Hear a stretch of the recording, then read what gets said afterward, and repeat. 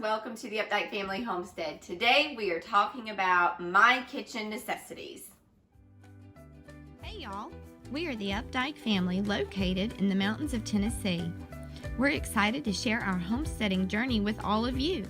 From the farm to the table, we'll share the ins and outs, the ups and downs, from recipes and how-tos to our adventures of running a homestead.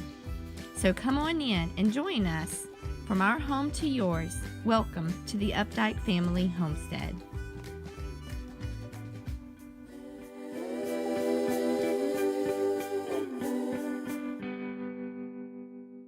All right, so if you are a cook or if you cook at all, everybody has a different setup in their kitchen of how they like things arranged. You might have different things that you prefer. So this video is basically just what I prefer, how my kitchen is organized, and the tools that I use the most. All right, so we're gonna start over here. Every kitchen, especially in a homestead, must have a Dutch oven. Now, I happen to have two Dutch ovens. This is one of my favorites. It's a rather large pot. It's enamel coating on the inside, but it is a heavy-duty cast iron Dutch oven. I also use a lot of my bread making things. So I've got, let's see, 2, 4, 6, 8 bread pans here, bread loaf pans.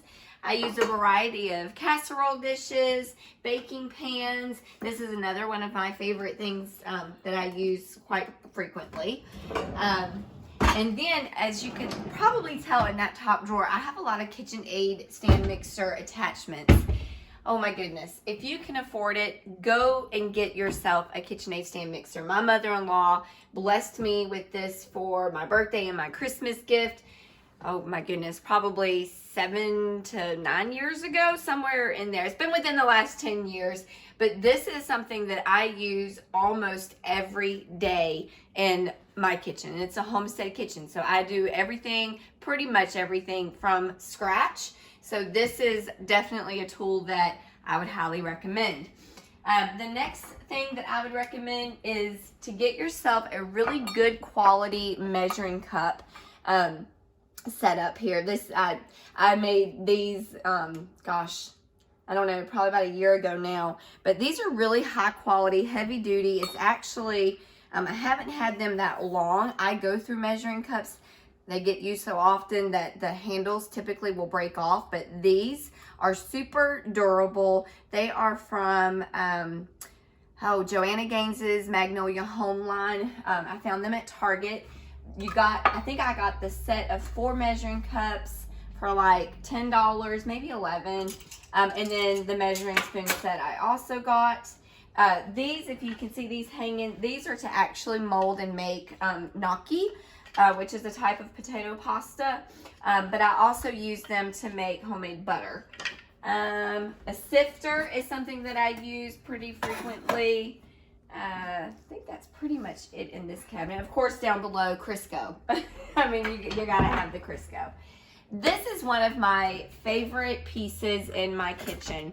I collect antique kitchen utensils, antique kitchen decor. This is an antique pet milk company. This is what they would put the glass bottles of milk in, and they would set it on the front porch or on the back porch, wherever the milkman would deliver a person's milk bottles.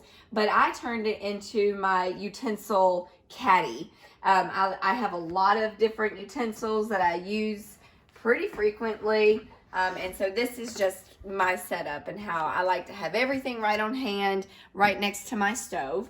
Here, I just had my husband build me this magnetic wall for our knives. And that is something that I do want to specify. It is a whole lot better to spend a lot of money and get really high quality, good knives than to spend a lot of money on a butcher block of knives, and really they don't last very long. They're expensive, but they're not good quality knives. This one is my favorite. This one and this one, the J.A. Hinkle brand. That's really good.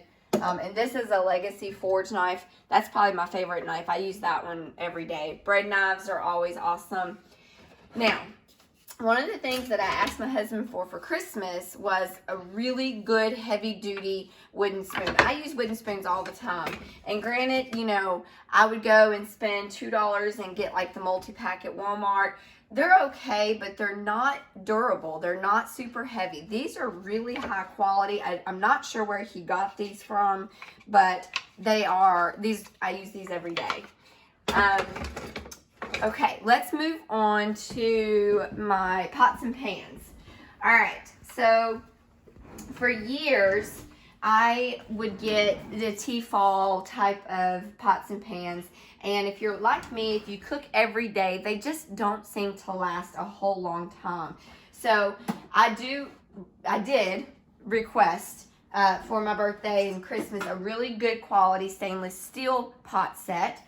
This one we got 20 years ago for a wedding present. And it's Farberware. It's lasted 20 years. It's super heavy. I say heavy. I mean, it's heavier than your Tefal brand or which you would find. I love Pioneer Woman and I love Paula Deen and I love Rachel Ray's stuff, but they're just not going to last you a long time if you use them every day. I cook 3 meals a day, 7 days a week just about. So I needed something that was going to be super high quality and last a really long time. And so James did go ahead. He got me the Cuisinart, I think is how you say it, pots and pans set. I love them. They are just awesome. So down there I just have some more pots and pans that I do use. A double broiler. There's my other Dutch oven. The double broiler, this is what I use a lot when I'm making my homemade broths. I use bones and all of my vegetable peelings and things like that. If you've watched me in the past, then you know that I make my own broth.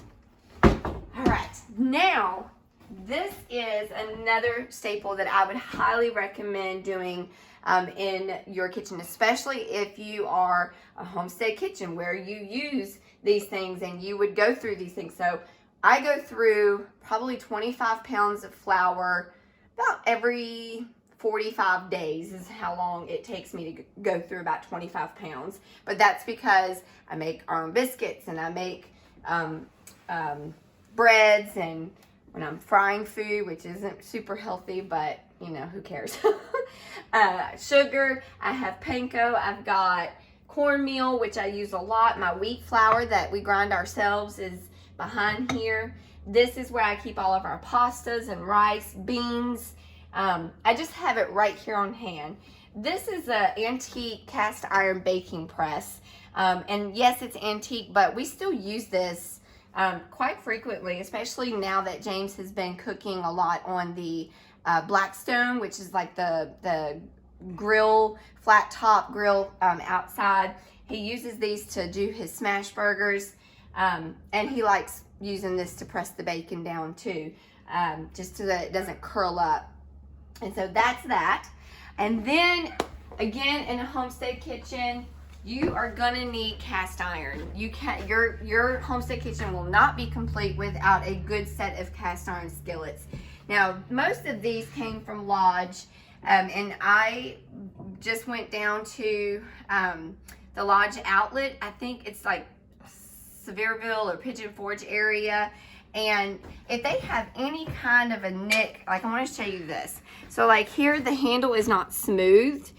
Who cares? I don't care, because the inside is just fine. I do need to re-season this one. This one is one that I use a lot, but it's not perfect. But I think we got it like 50% off because of that handle, just that little nick right there.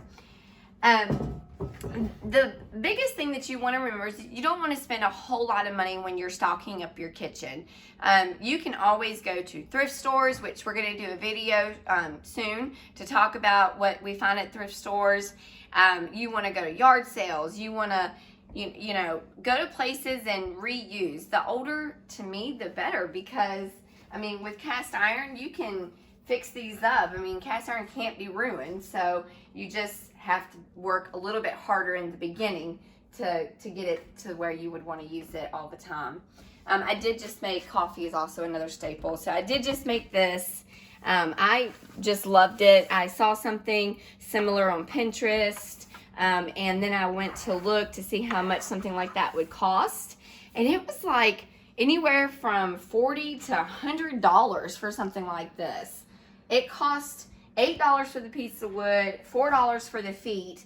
We already had the stain. We already had the cutting board oil. So for $12, I made a beautiful coffee stand, and I just love it. This is the last thing that I will share. We do have chickens on our farm, and I bought this about 2 years ago, and it's just to collect the eggs. The eggs will keep up here. We usually wash the eggs about once a week and then put them into the cartons. Sometimes we wash them and just use them right away. It's wintertime here right now, so the chickens are not laying as much. So we'll go through this before they even think about going bad. But this is called an egg corral, I believe is what it's called. But I think that is it. Those are my staples in my kitchen. Oh, I do want to share one more thing. So I told you that I collect antique kitchen stuff, or antiques, period. James and I found an old ladder, and I wanted to show you this because this is so cool. We didn't have kitchen lights over the sink, which drove me crazy, but I had him cut the ladder down, and then he screwed it to the beams up above. We found these, or I think my mother-in-law found these lights just like this at one of the, I don't know, treasure hunts or thrift stores, somewhere. She got them super cheap. And my dad came, and he and James hooked up the electricity, and now I have lights. But the ladder also gives me a place to hang my herbs, where I can dry my herbs. So not a staple, but it's just a really cool piece in my kitchen. But anyway, that's all that I have for you today, guys. Thank you so much for watching. Please don't forget to like and subscribe to our channel for more videos and updates. Have a great day. God bless.